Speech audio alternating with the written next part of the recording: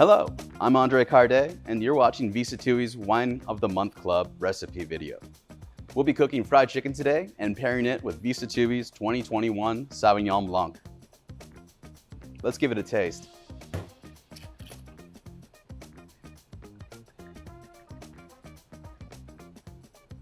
It's a beautiful wine for springtime or sitting on your porch watching somebody else mow your grass.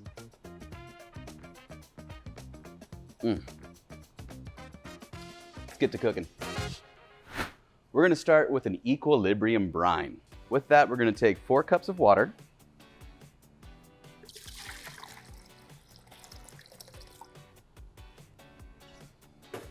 We're going to add 3 tablespoons of sugar. We're going to add 3 tablespoons of salt. Whiskey until thoroughly combined and our salt and sugar is thoroughly dissolved. In the kitchens, we call this an equilibrium brine. The point and purpose of it is to be able to season and flavor your food while holding on to that moisture during your cook and ensuring that you never overbrine your protein. You can leave your protein in this for up to 3 days with no issues with over-salting or over-seasoning your chicken. Now that our brine is thoroughly dissolved, we can go ahead and start to butcher our chicken. Reserve and set aside. So from here, we're going to take our chicken, 1.5 pounds. We're going to clean it up, get rid of some of the fat, and we're going to check to see if there's any gristle or hard parts in our bird. Taking a sharp knife,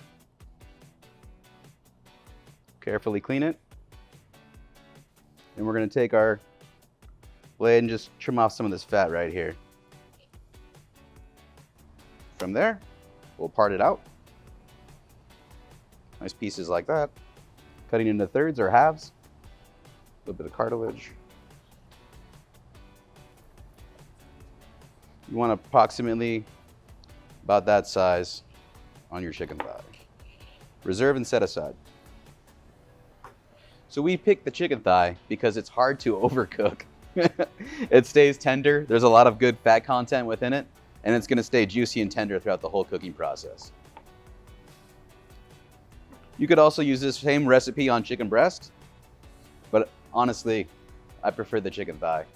I never have any leftovers. Let's just say that. From here, we'll take our raw bird, it's been cleaned up, and we're going to hit it with our equilibrium brine. And we're going to let this go minimum of 12 hours, ideally 24. And you'll have the juiciest fried chicken around. We're going to let that settle, and we'll wrap and store. So, it's been 24 hours. We're going to strain off our chicken and our brine.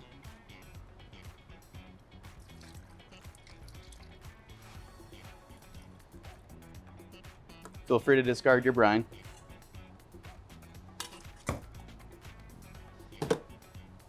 We are going to add 4 cups of buttermilk. We want our chicken nice and coated. Just give it a little massage. From here on out, we're going to let it go another 4 hours, as long as 8. And what this is going to do is it's going to break down the thigh a little bit more. It's going to tenderize it for us while adding a really, really nice flavor to our dredge. Let's make our dredge. From here, we're going to make our fried chicken dredge. With that, we're going to add 2 cups of flour, a large mixing bowl, 1 cup cornmeal, 1 1/4 teaspoon cayenne pepper, 1 tablespoon and 3/4 teaspoon salt, 1 table and 3/4 teaspoon black pepper. Mix to combine. And this is just a wonderful dredge recipe. It's great on fried chicken. It's great on fried pickles. At my house, we use this on fried green tomatoes the most. All right, thoroughly combined, nicely mixed. This is exactly what we're looking for here. Good to go. Let's make some fried chicken. Next, we're gonna dredge our fried chicken. Taking one hand, keeping one hand dry. We're gonna heavily coat our fried chicken, going directly from the buttermilk right into our dredge. Good compaction. Nicely coated. Dust off whatever doesn't stick and put onto a gridded wire rack sheet tray. So this recipe I learned from Chef Nick Heinrich, who's a good old Southern boy from Alabama. He taught me if I had to make fried chicken, I had to learn how to make it right. And this is by far the greatest thing I've ever learned in the kitchen. It's always a hit. It's great for a Saturday night dinner. So while you dredge, it's a good time to preheat your oil. I'm using about a gallon of canola. We're preheating to 350 degrees Fahrenheit. That's going to ensure we get a nice even cook on our bird. And we're going to fry until it's golden brown and delicious. All right, now we get to actually fry our chicken. We're going to take our dredged chicken and we're going to go right into our oil. It's sitting right around 350 degrees. We're going to use a little old school tempura technique. We're going to very carefully bring it towards us and then away. And as we go away, we drop. One more time. And bring it up, bring it towards you very carefully, and then go against the wave. It will splatter and sputter, so do be careful. Definitely a job for the adults.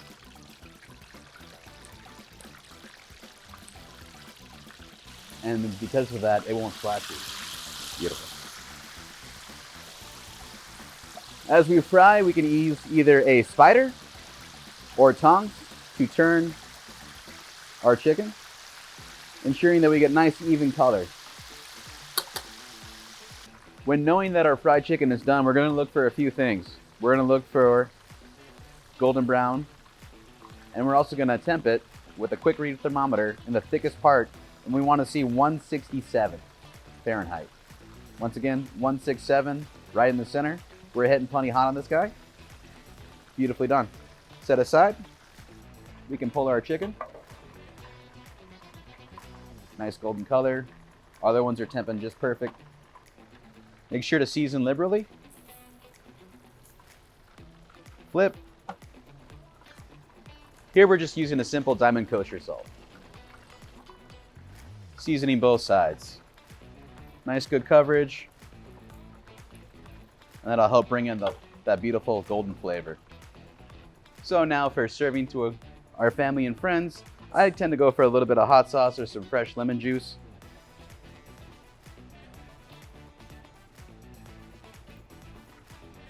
And some fresh cut chive is always a good option.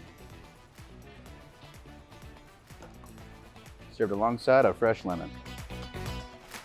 There we have it, our fried chicken. Let's see how it turned out. Cheers.